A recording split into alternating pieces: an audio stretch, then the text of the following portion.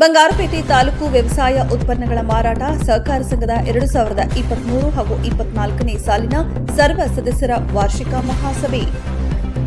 ಯಶಸ್ಸಿನ ಹಾದಿಯಲ್ಲಿ ಸಹಕಾರಿ ಸಂಘ ವೆಂಕಟಾಚಲಪತಿ.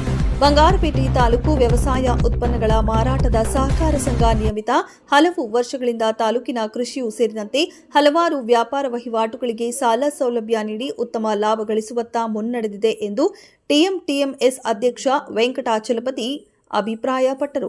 ಪಟ್ಟಣದ ವಿವೇಕಾನಂದ ನಗರ ಬಸ್ ನಿಲ್ದಾಣದ ಬಳಿ ಇರುವ ಸಂಘದ ಅಕ್ಕಿ ಗಿರಣಿ ಆವರಣದಲ್ಲಿ ಆಯೋಜಿಸಲಾಗಿದ್ದ 2023 ಹಾಗೂ 24ನೇ ಸಾಲಿನ ವಾರ್ಷಿಕ ಸರ್ವ ಸದಸ್ಯರ ಮಹಾಸಭೆಯನ್ನ ಉದ್ಘಾಟ ಮಾಡಿ ಮಾತನಾಡಿ ತಾಲೂಕಿನ ಅತಿ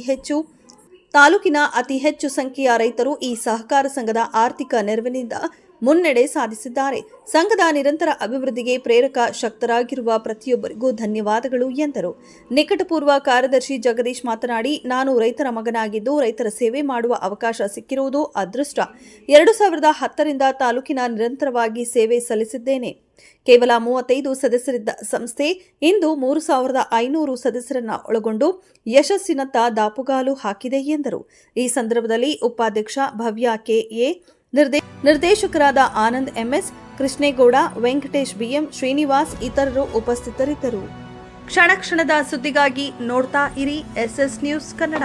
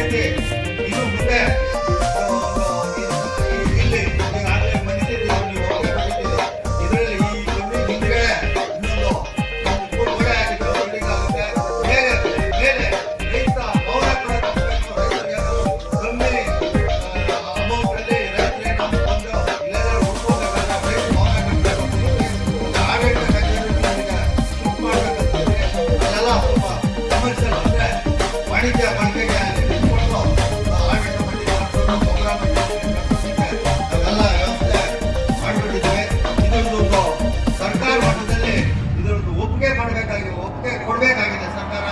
ಏನಂತಂದ್ರೆ ಇದು 61ರಲ್ಲಿ ಈ ನಮ್ಮ ಅಕ್ಕಿ ಗಿರಣಿ ಇಂಡಸ್ಟ್ರಿಯಲ್ ಕನ್ವರ್ಷನ್ ಆಗಿತ್ತು. ಈಗ ವಾಣಿಜ್ಯ ಅಂದ್ರೆ ಇದು ವಾಣಿಜ್ಯ